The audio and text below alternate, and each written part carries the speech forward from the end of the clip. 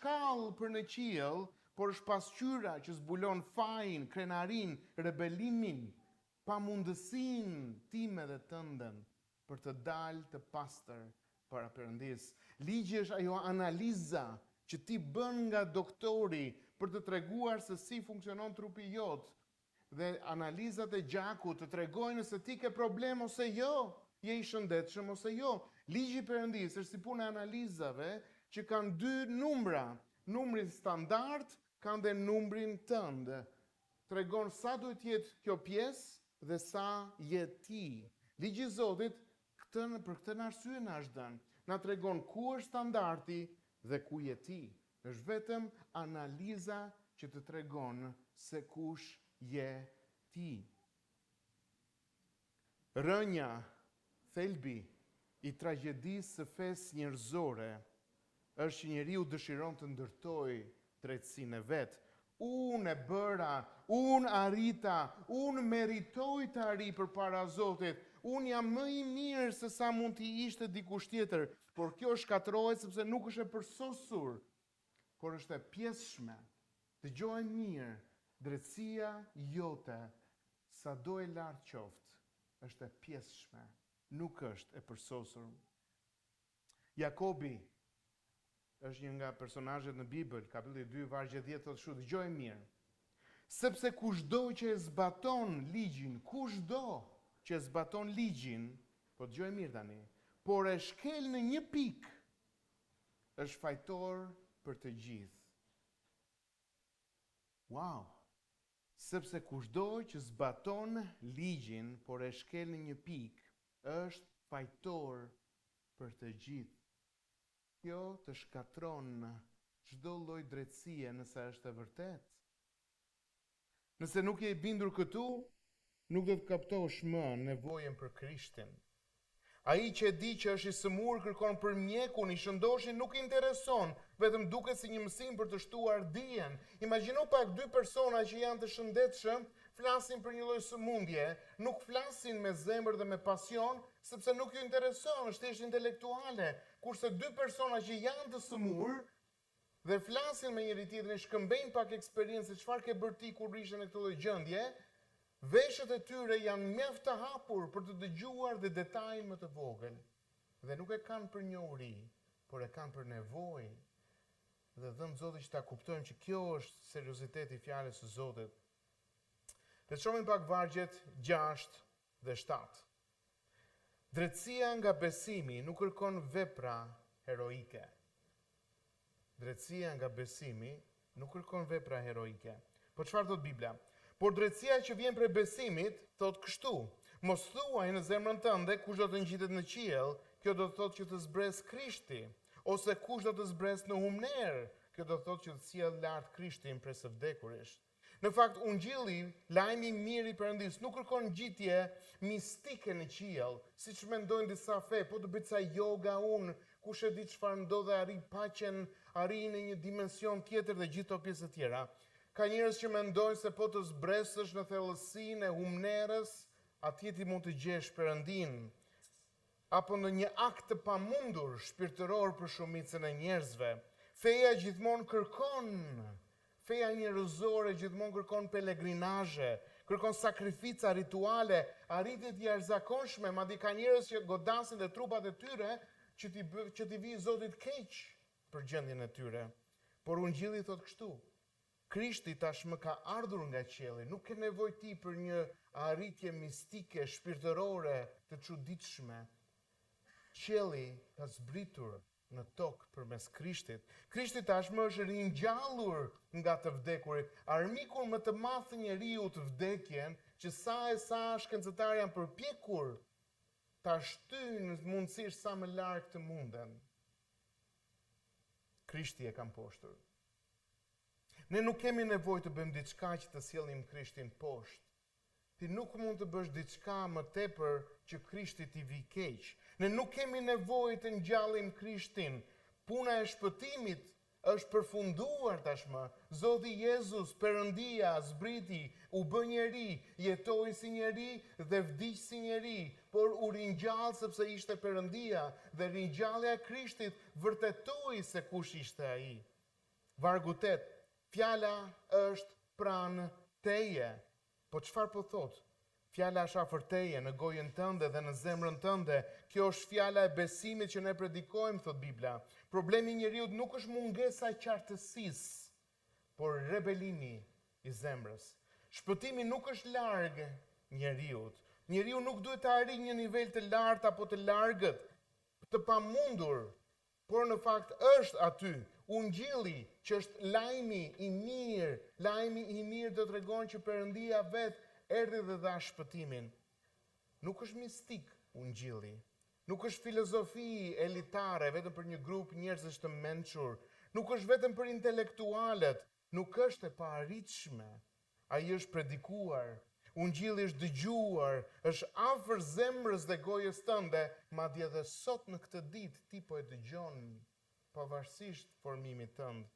Shpëtimi nuk është përmes përpjekjes njerëzore. Njeriu është krenar dhe lajmi i ungjillit godet krenarin, prandaj duket shumë i lehtë për të qenë i vërtet. Kur i thua njerëzve, beso në Krishtin dhe kështu shpëtohet, po s'duhet të bëj gjë unë? Jo, thot Bibla, ti nuk mund ta bësh, nëse do ta bësh bëhet të plot, nëse nuk e bën, nuk e bën fare. Po në gjysmë mund të ndihmoj unë 90%, Zoti 10% unë, absolutisht o bëhe vetë, o lërja Zotit ta bëj. Nuk ka një të mesme, fjala e Perëndis. Vini re se si thot tek pasazhi, në gojën tënde. Rrëfimi i jashtëm është identifikim publik me Krishtin. Ungjilli nuk është një teori mendore, unë thjesht në mendimet e mia është personal. Jo, nuk është e tillë, nuk është një formulë mekanike fetare, është një rrëfim me gojë, me zë që del nga shpirti, nga brendësia, edhe thot aty në zemrën tënde. Në fakt sa herë Bibla flet për zemrën, ne mendojmë në kohën tonë vetëm për emocionet.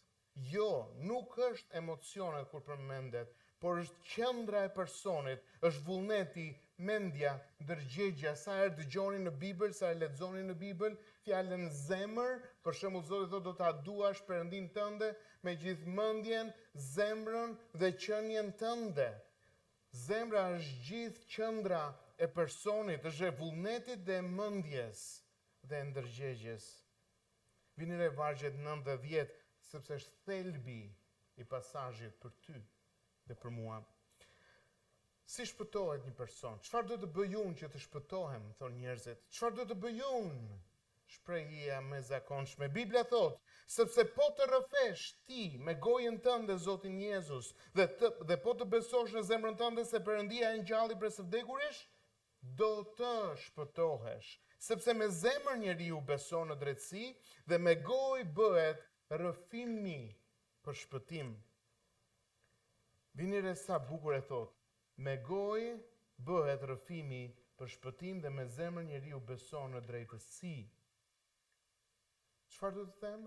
Jezusi është Zot, thot pasazhi. Se po të rrëfesh me gojën tënde Zotin Jezus, që do të thotë që është Jezusi është Zot, po ta pohosh me gojën tënde.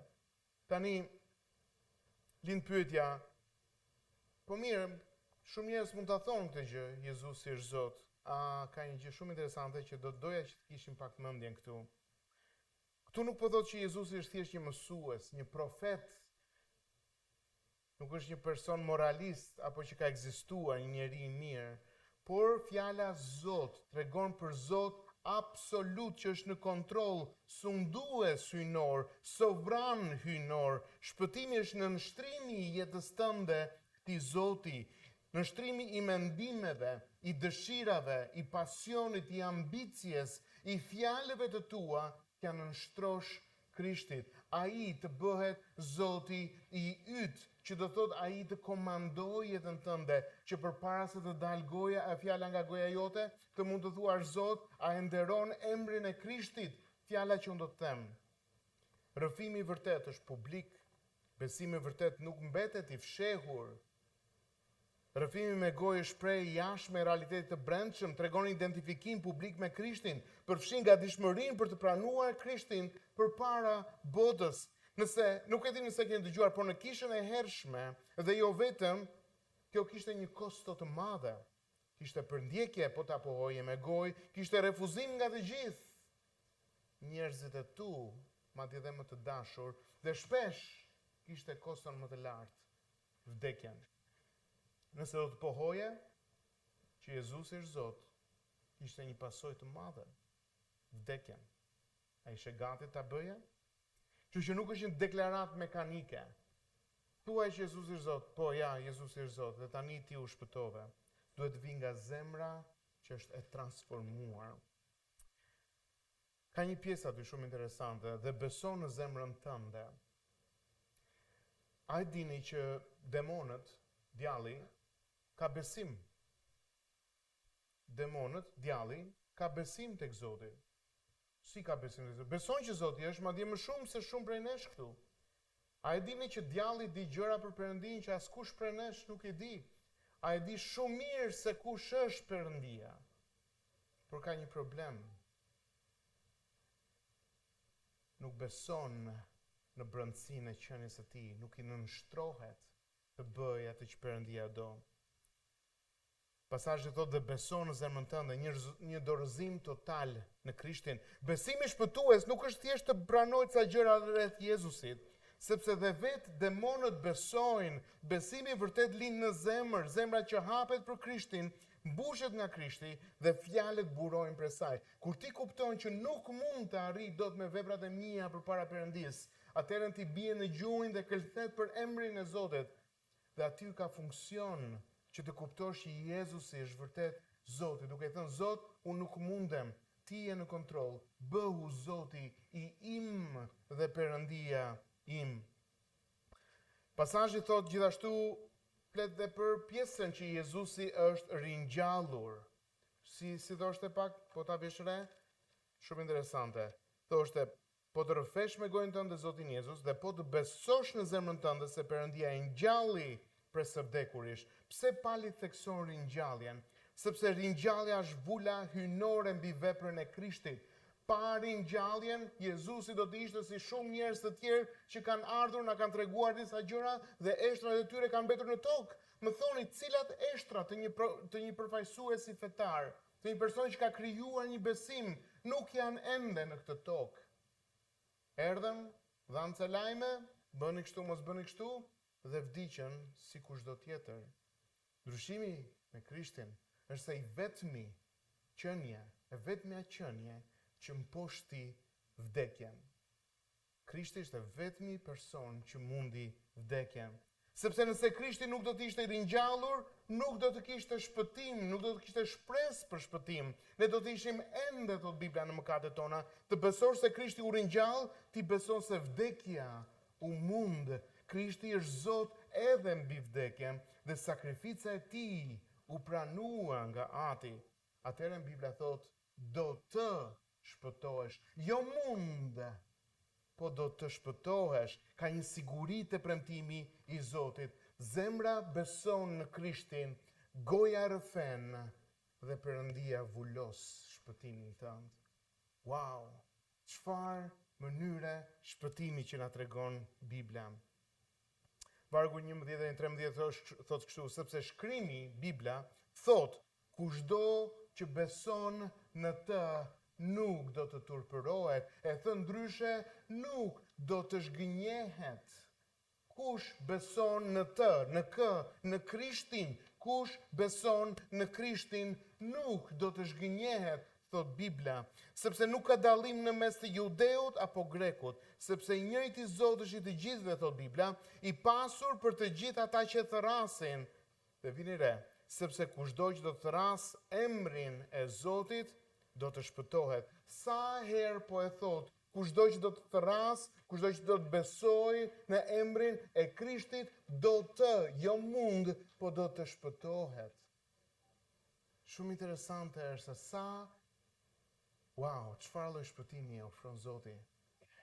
Të lë pa fjalë, pa fuqi, pa forcë, pa veprat e bukura që ne duam të kemi. Dera e shpëtimit nuk kufizohet në ndonjë dallim etnik, privilegj kombëtar apo kategori speciale. Krishti është Zot mbi të gjithë. Bibla thot kushdo që thërret emrin e Zotit, kushdo që beson në Krishtin, kushdo, a bën pjesë edhe ti në këtë kushdo.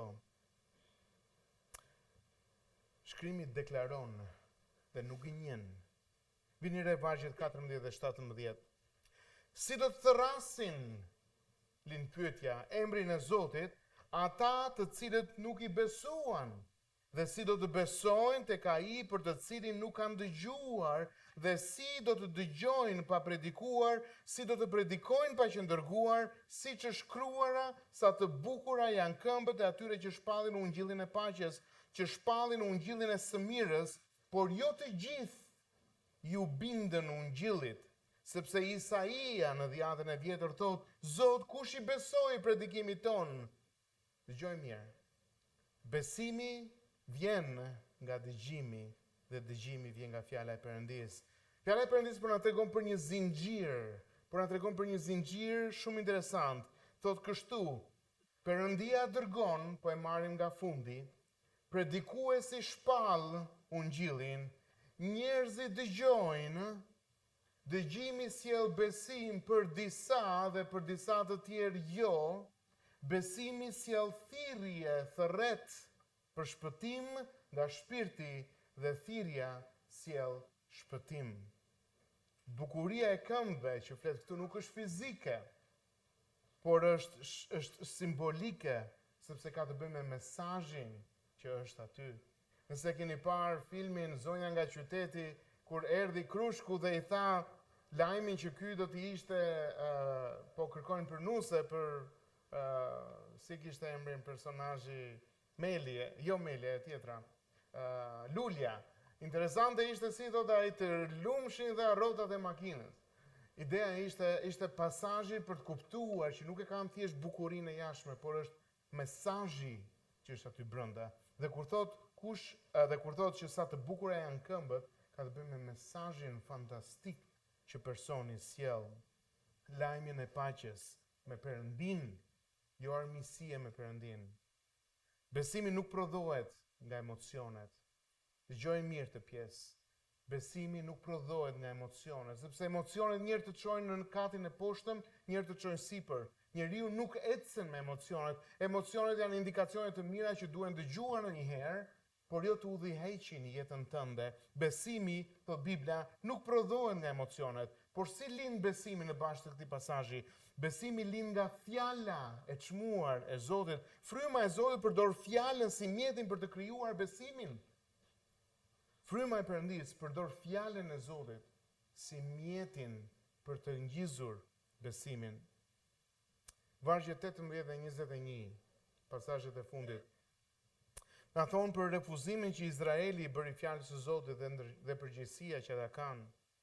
Dhe thotë kështu, por unë po them, mos nuk e kuptoi Izraeli, Mojsiu tha i pari, unë do t'ju shtije në xhelozi me një kom që s'është komb, do t'ju bëj të zemërojeni me një kom të pamend.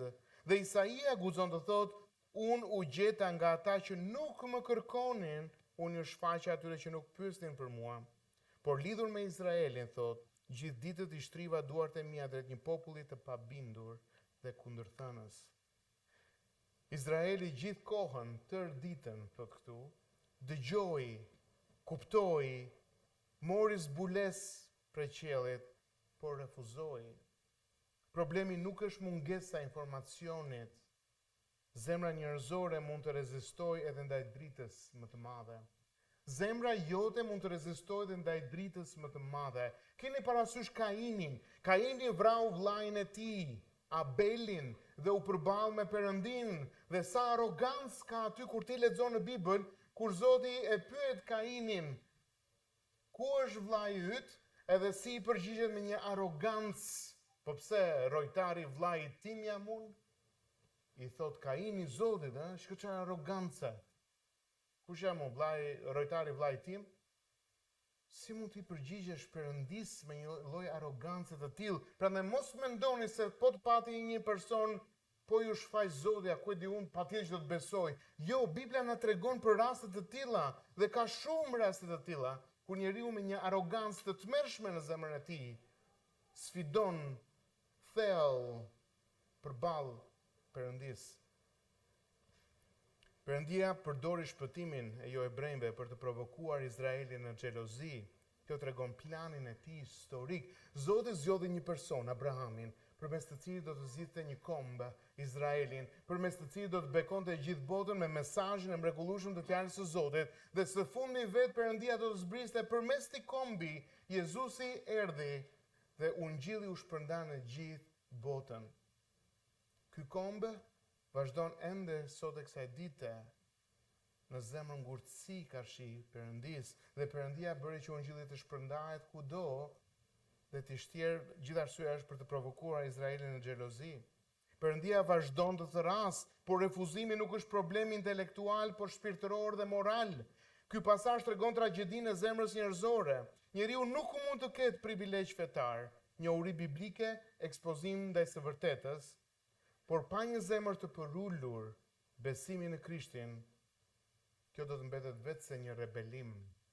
Duke shtuar njohurinë, ti shton dozën e rebelimit pa një zemër të përullur. Po, ç'do të thotë kjo gjë e gjitha? Si ta aplikoj? Ç'do të thotë për jetën time? Se dëgjuam këto gjëra, po për jetën time, jetën tënde, ç'do të thotë ky pasazh? Ka një sfidë të madhe këtu, nëse je gati. Biblia thot, hiq dorë nga çdo besim te drejtësia jote personale, sepse askush nuk mund të shpëtohet përmes ligjit apo veprave të veta. Dhe është një pyetje shumë interesante në fakt që bëhet dikur. Nëse Zoti do të pyeste, pse të lë të hysh në parajs? Çfarë do të thuash? Nëse do të filloje të thuash fjalët, po ja, unë jam përpjekur të jetoj një jetë të mirë, ti nuk pas ke kuptuar asgjë që gjithë sa që folëm. Nëse Perëndia do të pyeste pse të lë të hysh në parajs, përgjigjja e dur do të ishte për shkak se thirra nga shpirti, nga zemra ime dhe pohova me gojën time Zotin Jezus. Besova në Krishtin, prandaj Zot, më lër të hyj.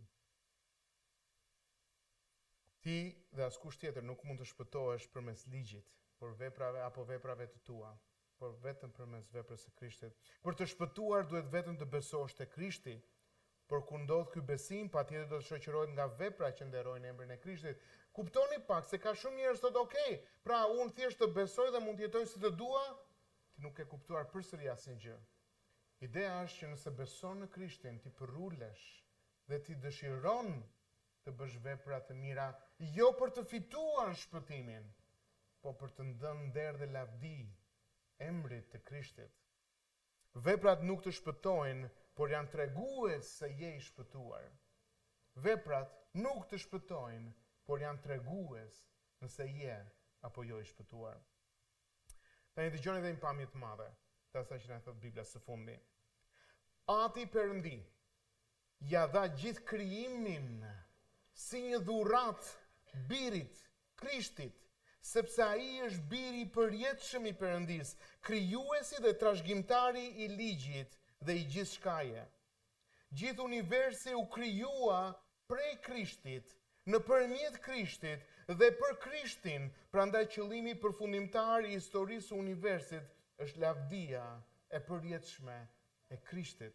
Përmes mëshirimit, bindjes së përsosur dhe vdekjes në kryq, Jezusi përmbushi plotësisht vullnetin e Atit, fitoi mbi mëkatin, Satanin dhe vdekjen, dhe si shpërblim Ati e lartësoi mbi çdo gjë, duke i dhënë autoritet universal. Krishti bleu me gjakun e tij një popull për Perëndin dhe të sundoi mbi një krijim të ri për të rirë një ditë. Gjithë krijimi ekziston që Krishti të nderohet, adhurohet si Zot mbi gjithçka. Fjala e Zotit bëf që të hapen sytë e tu për të kuptuar që nuk është jeta thjesht të çohemi e hënë, e martë, e mërkur, do shkoj aty, do vete këtu, do bica lek, do marr këtë, do shpenzoj këtu, edhe iku dhe dita e parë, iku dhe dita e dytë, edhe kthen kokën prapa, kanë ikur kaq shumë ditë nga jeta jote, dhe kur shef veten në pasqyrë, ke filluar të ndryshosh, kur shef veten në fotografi, thua ua sa i ri kam qenë, dhe iku dhe jeta jote, dhe çfarë le? Arsyeja pse Zoti të solli në këtë botë nuk është që të thjesht të vegjitosh, të hash dhe të pish. Arsyeja pse Zoti të solli në këtë botë është që të kërkojë shpirti yt të njohë Krishtin, të njohë Perëndin, të mbushet plot me të. dhe të jetoj për nderin dhe për lavdinë e Tij. Ne nuk u krijuam për nderin dhe për lavdinë tonë, por për nderin dhe për lavdinë e Tij. Në çdo moshë që ti jesh, në çdo fazë që ti jesh, është privilegj i madh që Zoti na ka dhënë jetën. Jeta është e çmuar, është një dhuratë nga Perëndia dhe është dhënë për të, jo për mua në vetvete, jo për ty në vetvete, por që Krishti, Zoti, të mund të marrë nder dhe lavdi me jetën tënde, me fjalët e tua, me mendimet e tua, me dëshirat e tua, me gjithçka. Dhe të lutemi së bashku. Po atë, fjalët janë të vogla për të përshkruar madhështinë e lajmit tënd të mrekullueshëm. Zotë, lutem, bëj që veshët tanë të hapen dhe të mos dëgjojnë një melodi që as vetë se kuptojmë, por na hap sytë e zemrës dhe të shpirtit, Zotë, që të mund të kuptojmë bukurinë e të besuarit, realitetin e të besuarit në Ty, që nuk është thjesht të bëjmë Ty qefin, por është mbushëllia, është plotësia e jetës. Na mëso, Zot, që të numërojmë ditët tona dhe të kuptojmë që jeta ikën dhe do të vijë shumë shpejt momenti kur do të dalim përpara Teje dhe të lutem na ndihmo, Zot, që nuk do të neglizhojmë fjalën Tënde dhe nuk do ta bëjmë të vogël, por do ta kuptojmë që është gjithë mbushëllia dhe plotësia e jetës. Na mëso, Zot, që të kemi sy për të parë që Ti nuk na lën në mëkatet tona, që Ti nuk rri thjesht aty në qiell për të patur dhe për të shikuar se kush bën ca përpjekje, por Ti vetë erdhe zbrite nga qielli për të na dhënë jetën. Dhe na mëso, Zot, që të duam emrin Tënd me gjithë zemër, me gjithë mendje, me gjithë shpirt. Na mëso, Zot, në dobësinë tonë të thrasim për emrin e Krishtit. Falenderoj, Zot, që nuk na le në rrugëtimin tonë, por na mbushllove plot me Krishtin. Në emrin e Të Cilit ne lutemi. Amen.